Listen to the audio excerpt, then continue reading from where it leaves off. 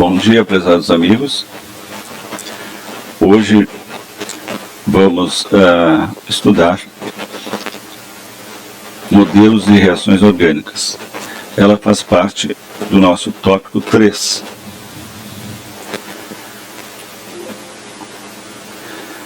Bom, em relação à classificação dos reagentes, nós podemos classificar os reagentes em eletrófilos e nucleófilos.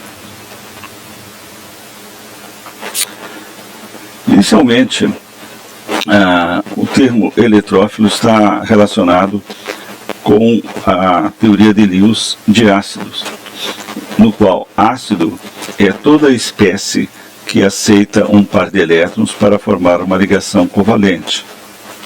Então, o termo eletrofílico significa amigo de elétrons, ou seja, ele é um ácido. O nosso reagente eletrofílico, ele na verdade é um ácido de Lewis. Ele aceita um par de elétrons. Ao passo que o termo nucleofílico significa uma espécie que gosta de núcleo, ou seja, que se direciona ao núcleo, em geral, ao núcleo do carbono, para doar um par de elétrons. Assim nós podemos entender como essas reações ocorrem se nós dividirmos em um substrato e o reagente eletrofílico. O substrato é onde vai ocorrer a reação. Então, se o substrato reagir com o reagente eletrofílico, ele doa o par de elétrons para esse reagente eletrofílico. Observem o sentido dessa flecha. A flecha, ela se direciona da espécie que contém o par de elétrons para aquele que vai receber esse par de elétrons. Nas convenções de química, essas duas setas, essas duas formas aqui representam 2 elétrons. Quando só tem uma da metade da seta, significa 1 elétron. Então, nós temos que o substrato doou um par de elétrons para esse próton, para o reagente eletrofílico. Aqui nós temos também um substrato que dispõe de par de elétrons e que doa esse par de elétrons para um reagente deficitário, no caso aqui o alumínio, o metal alumínio, que está ligado a 3 átomos de cloro que deslocam elétrons dele. Então ele vai aceitar esse par de elétrons desse substrato e vai formar esse tipo de espécie.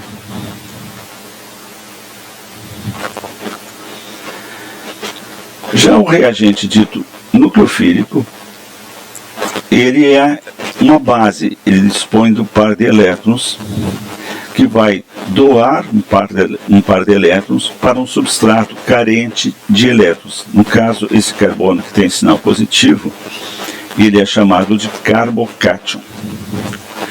Então, esse carbono vai aceitar esse par de elétrons desse reagente nucleofílico e vai adicionar esse átomo ao seu núcleo. Aqui nós temos outro exemplo de reagente nucleofílico. Aqui esse carbono do grupamento cianeto vai doar elétrons para o carbono da carbonila, que está polarizado devido a esse átomo de oxigênio. Então esse carbono tem uma carga parcialmente positiva e aceita esse par de elétrons desse reagente nucleofílico. Ao fazê-lo, essa ligação π, ela migra para esse átomo de oxigênio. Veja, então a ligação π migra para o átomo de oxigênio, o oxigênio fica com uma carga negativa.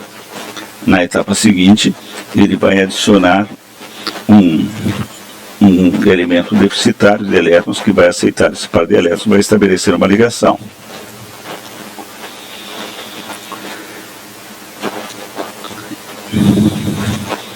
Nós temos dentro das reações orgânicas o que nós chamamos de adição eletrofílica. A adição eletrofílica ocorre, por exemplo, nos alcenos ou nos alquenos, é a mesma coisa. E também nos compostos que têm ligação tripla, os alcinos. Aqui nós temos um exemplo de adição de halogênio, que pode ser cloro ou bromo. Vamos observar o que ocorre nesse tipo que nós chamamos de adição eletrofílica. Na adição eletrofílica, nós temos inicialmente uma polarização dessa molécula do bromo, no qual um átomo de bromo, que fica parcialmente positivo, se direciona no sentido desses pares de elétrons. Ele vai receber esse par de elétrons, né, e vai se adicionar a um dos carbonos que contém a dupla. Ao fazer isso, essa ligação π se quebrou e gera um carbocátion. A etapa determinante da velocidade dessas reações é sempre a primeira etapa, no qual nós temos o grupamento que se direciona à ligação π e vai quebrá-la. Essa é a etapa de maior energia. E o grupamento que se direciona é um grupamento com polarização positiva, ou seja, ele é um eletrofílico. Por isso se chama adição eletrofílica. No processo de adição, nós observamos, vai entrar dois outros átomos nessa ligação π. Pode ser, por exemplo, com bromo, pode ser com cloro. Nessas ligações, então, a etapa determinante da reação é a que dá o nome. Ela é chamada de adição porque o substrato adiciona o reagente. Vejam que o nosso átomo de bromo se adicionou cada um num átomo de carbono, assim como o cloro fez a adição em cada um dos átomos de carbono. Mas ela é chamada de eletrofílica porque a primeira etapa, que é a etapa determinante da velocidade da reação, é aquela etapa mais difícil, que exige maior energia, ela é participante de um reagente deficitário de elétrons, um reagente eletrofílico. Por isso o nome de adição eletrofílica. Agora vamos observar esse tipo de reação. Aqui nós temos uma molécula que contém uma ligação dupla que está reagindo com um reagente que contém grupamento HX. Nós temos um hidrogênio que tem polarização positiva e um grupamento X. Então, observamos nesse tipo de reação duas possibilidades de reações. Uma reação que está colocada acima e uma reação que está colocada abaixo. Então vamos observar o que está ocorrendo. Vejam, nossa molécula do propeno, ela tem a ligação π, ela é atraída pela carga positiva do hidrogênio, ele doa um par de elétrons para esse hidrogênio, e vejam onde que o hidrogênio se adiciona entre esses dois carbonos. Observe que esse carbono da extremidade contém dois hidrogênios, e esse carbono central contém um hidrogênio, pois esse hidrogênio se direciona para o carbono da dupla mais hidrogenado, esse que contém duas. E ao fazer isso, ele recebe esse par de elétrons e gera um carbono positivo, um carbocátion.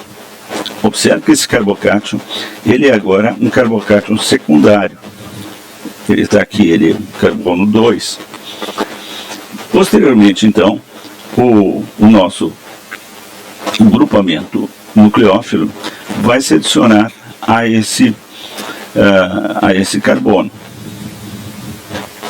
Essa é a reação que ocorre, é esse produto que se forma. Mas poderíamos pensar em uma outra possibilidade, de o hidrogênio ter se adicionado a esse segundo carbono e o nosso grupamento nucleófilo se adicionar aqui a esse carbono mais hidrogenado, formando essa outra estrutura. Mas isso aqui não ocorre. Não. Então, o que ocorre nessa reação é só essa molécula de cima. Então, a gente fala da regra de Markov-Nikov. Markov-Nikov foi um químico russo do século XVIII que, estudando reações com olefinas, com óleos, ele observou que moléculas continham HX, por exemplo, ácido clorídrico, ácido bromídico, água, metanol, ou seja, todas as moléculas contêm um hidrogênio ligado a um átomo mais eletronegativo.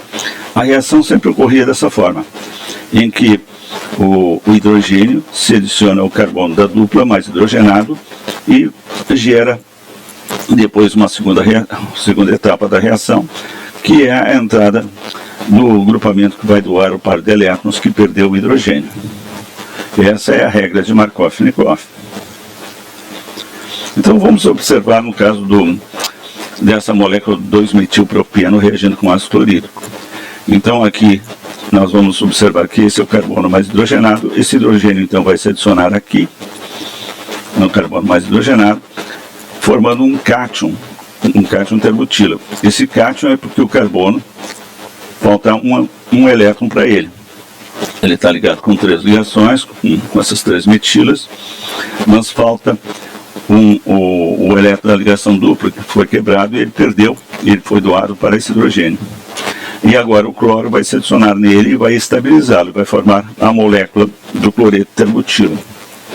Essa estrutura aqui, do cloreto de isbutila, no qual o hidrogênio se adicionou ao carbono menos hidrogenado, não se forma. Mas por que então que isso acontece? É devido à estabilidade do carbocátion. Observem que o carbocátion terciário contém 3 grupamentos, por exemplo, é a alquila, que cedem elétrons para o carbono que está positivo. Ele é mais estável do que o carbono secundário, mais estável do que a metila primária, do que o carbono primário, e que é mais estável que a metila. Isso se deve ao fato de que a energia necessária para a formação do carbocátion terciário ela é menor, gasta menos energia na etapa determinante da velocidade para formar o carbocátion mais estável do que o carbocátion menos estável. O carbocátion menos estável exige maior quantidade de energia, então o produto que se forma primeiro é aquele que gera o carbocátion mais estável.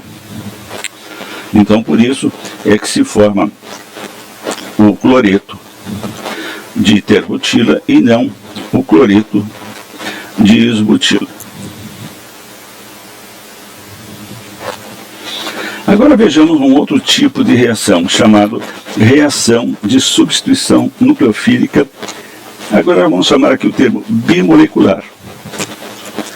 Então, o mecanismo de substituição é um mecanismo de troca, no qual o nosso substrato, por exemplo, que tem o bromo, ele troca esse bromo por esse grupamento OH. OH que pode ser uma base, hidroxissódio, hidroxipotássio, enfim, uma quantidade grande de base, pode ser água também, metanol. Mas aqui, então, nessa reação, a base colide contra o nosso substrato, colide contra o carbono, porque esse carbono está polarizado positivamente porque está ligado com o bromo. O bromo está deslocando elétrons desse carbono. Então, a base colide contra o carbono e vai expulsando esse bromo. Então, esse mecanismo ele é explicado da seguinte forma.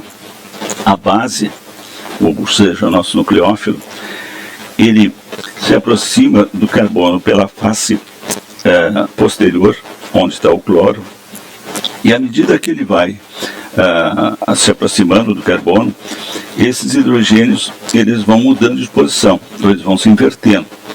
E esse grupamento de saída do cloro, ele vai saindo pela face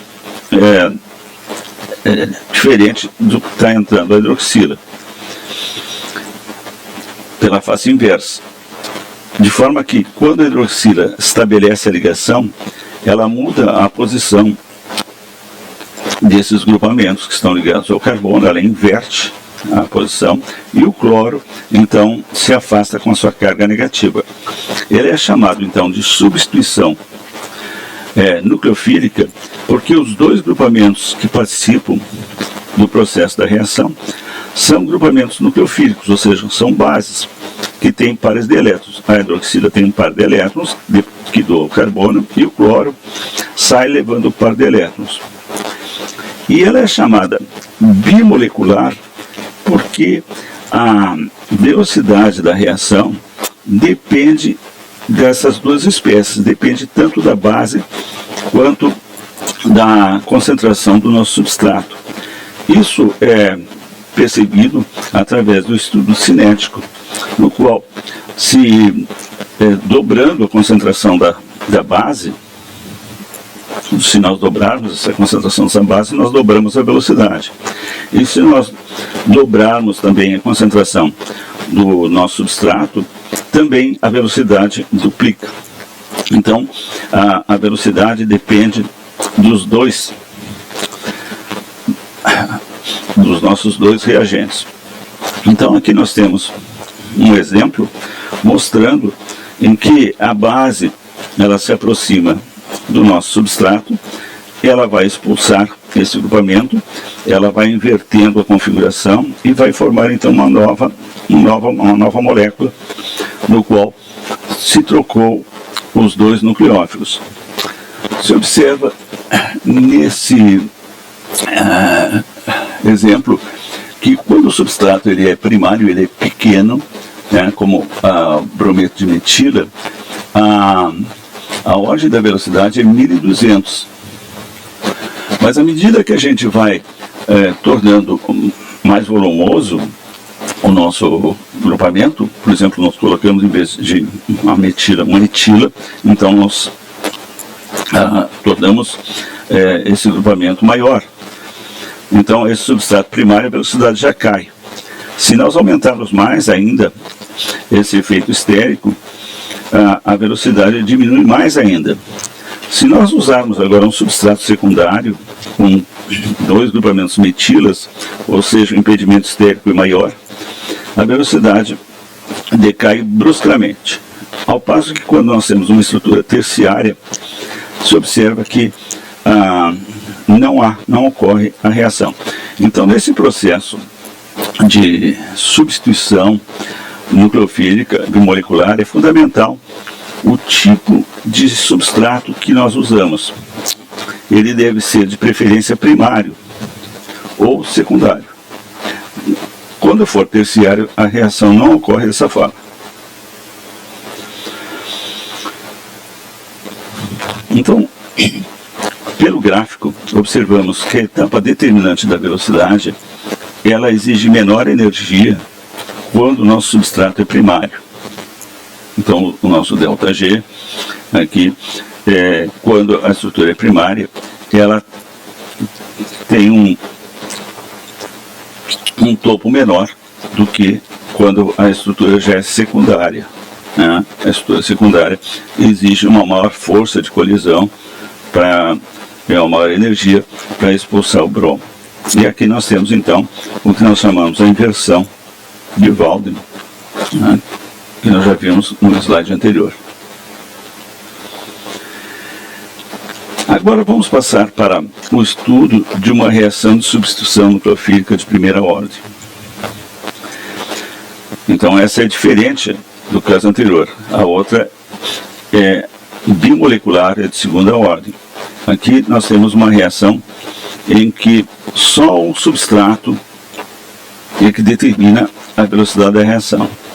Então, as evidências experimentais dessas reações, chamadas de substituição nucleofílica monomolecular ou de primeira ordem, são: a velocidade de reação depende somente da concentração do haleto de alquila.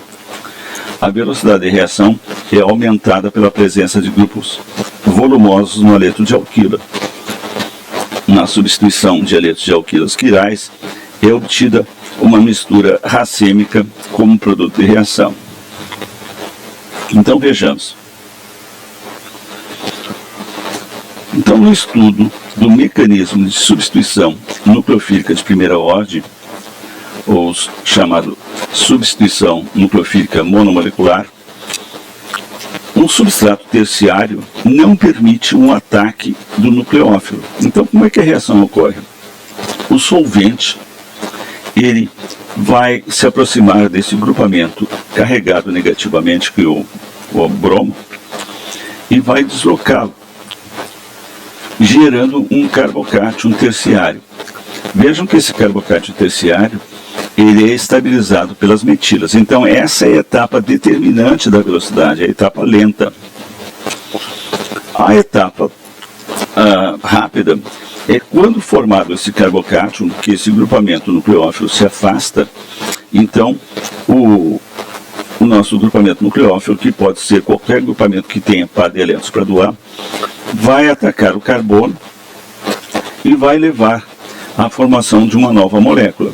Aqui no caso, a molécula de água doou um par de elétrons, o oxigênio ficou com carga positiva, e as moléculas de água circundantes vão ser responsáveis pela remoção desse próton, removendo e levando junto com o solvente, formando então uma molécula de álcool. Então nós tínhamos uma molécula que continha o bromo, e agora nós trocamos por uma que contém hidroxila. Ambas são nucleófilos, então é uma substituição. Mas a reação é de primeira ordem, porque a velocidade da reação só depende desse substrato. Então, se nós tivermos, por exemplo, uma molécula que contenha 4 ligantes, por exemplo, como o metila, propila, etila e um bromo. Ela contém 4 ligantes. Quando esse bromo se afasta, ele forma um carbocátion. A molécula, por exemplo, do nucleófilo, pode atacar por um lado, vamos supor assim, por cima, ou pelo outro lado. Como ela contém 4 ligantes diferentes, esse carbono é quiral e pode gerar 2 moléculas quirais. Então, nesse caso, ela pode gerar esse tipo de álcool, que é o chamado R, depois nós vamos ver qual é o significado disso, e essa outro tipo de molécula aqui, S. Elas não são iguais, elas são imagem de espelho. Mas a mistura das duas, que pode ser, porque a probabilidade de ataque é tanto de um lado quanto de outro, é 50-50, então pode gerar metade desse tipo de molécula e metade desse outro. Então aqui no caso formaria uma mistura racêmica. Quando nós não temos uma molécula quiral, ou seja, os ligantes não são diferentes, forma um único produto. Aqui vamos ver então uma imagem de uma molécula que contém um grupamento terbutila. Aqui então o nosso grupamento polar, vamos imaginar que seja um bromo, ele é removido pelo solvente polar, que é a água. Então esse bromo vai sendo puxado, por assim dizer, entre aspas, né? Ele vai sendo deslocado pelo solvente polar, porque ele tem carga negativa e é atraído pelos hidrogênios da água. Então o solvente remove esse grupamento nucleófilo. Agora gera um carbono que falta um elétron, ele é um carbono terciário, é um carbocátion. Vejam então, esses grupamentos estão estabilizando e esperando que uma molécula que doa em par de elétrons, por exemplo, um álcool, caso aqui vamos pôr um metanol, esse oxigênio tem um par de elétrons, ele vai doar um par de elétrons para esse carbono.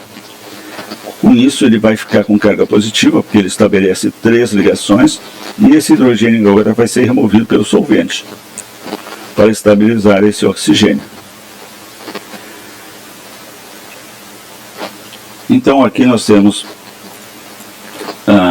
exemplificado um processo de substituição nucleofílica monomolecular. Mas também pode ocorrer reações chamadas reações de eliminação. Assim como pode ocorrer reações de substituição, reações de adição, pode ocorrer reações de eliminação. O que são reações de eliminação? Reações de eliminação são reações no qual o substrato vai perder pelo menos 2 átomos da sua estrutura, ou uma molécula e um hidrogênio. Nesse processo de reação de eliminação, nós temos também 2 tipos de processo. A chamada eliminação monomolecular e o processo bimolecular. Nós já podemos perceber que quando nós chamamos de monomolecular, é que a velocidade da reação depende só de um dos componentes que participa da reação. Então, no processo chamado de eliminação monomolecular, só o substrato é que participa do processo de velocidade de reação. Então, toda a velocidade da reação depende de como ele se comporta. Aqui vamos exemplificar com o álcool terbutanol. Em presença de um meio ácido, ele é protonado, e ele fica com carga positiva, e ele tende agora, para estabilizar essa carga negativa, a romper a ligação com o oxigênio. Ele gera um carbocátion.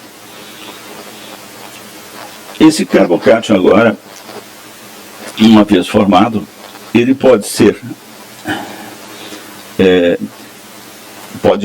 para estabilizar esse carbono, ele pode perder um hidrogênio se uma base se aproximar de um dos hidrogênios e arrancar esse hidrogênio, levar a base do par de elétrons para esse hidrogênio e forma uma ligação com o hidrogênio. Isso gera um par de elétrons e esse par de elétrons então vai migrar no sentido de estabilizar esse carbono, porque esse carbono está faltando um elétron. Então vai formar uma ligação dupla. Observe então que nesta reação ele perdeu uma hidroxila e perdeu um hidrogênio. Então foi uma reação chamada reação de eliminação. E a velocidade da reação dependeu única e exclusivamente do substrato. Já na eliminação bimolecular, o processo ocorre de uma maneira um pouquinho diferente. Nesse caso, a velocidade da reação depende tanto dos 2 reagentes, depende da base que participa da reação e depende do substrato. Aqui a reação se dá simultaneamente. A base, ela se aproxima de um dos hidrogênios que está ácido, porque esse bromo polariza a ligação, ela vai remover esse hidrogênio, esse par de elétrons migra para formar a ligação dupla e vai expulsar o bromo. A reação se dá simultaneamente e a velocidade da reação depende dos 2 reagentes, depende tanto da base quanto do substrato. Nas reações de eliminação, os substratos que são volumosos, tipo substratos terciários, eles favorecem a eliminação. Temperaturas elevadas também favorecem a eliminação. Bases fortes também favorecem a esse processo chamado de eliminação. Aqui nós temos um outro mecanismo que é chamado mecanismo radicalar, ou radical livre. Nesse processo, nós vamos observar que existe uma quebra homolítica das ligações. Em geral, a etapa começa pela presença da cisão do átomo atacante, vamos supor que seja um cloro. Nesse caso, a presença de fatores que favoreçam a quebra homolítica, que fatores são esses? Por exemplo, a presença de luz ultravioleta, ela provoca uma agitação muito intensa da ligação e pode provocar a quebra dessa ligação. Então gera um radical livre. Na verdade, gera 2 radicais livres. A etapa seguinte vai ser esse átomo que tem um elétron livre e que ele é instável e ele é extremamente reativo, ele vai tender a se estabilizar. E para se estabilizar, ele vai se aproximar de um hidrogênio, remover esse hidrogênio e formar uma ligação com o hidrogênio, formar uma ligação HCl. Mas ele provoca uma formação de um novo radical. Esse radical agora é o radical metila. Esse radical metila agora vai atacar uma molécula de cloro, que é covalente. Como ele está na forma radicalar, ele vai querer se estabilizar. Então ele vai querer acrescentar alguém que compartilhe o par de elétrons com ele. Então ele vai colidir com cloro, vai formar uma ligação de cloreto de etilo e formar um novo radical. E essa reação então se propaga até o final dos reagentes. Então esse tipo de reação ele é diferente das anteriores, porque é uma reação em que há uma cisão homolítica e é feita por forma radicalar. Então, amigos, a nossa aula termina aqui. Obrigado pela atenção e até a próxima semana.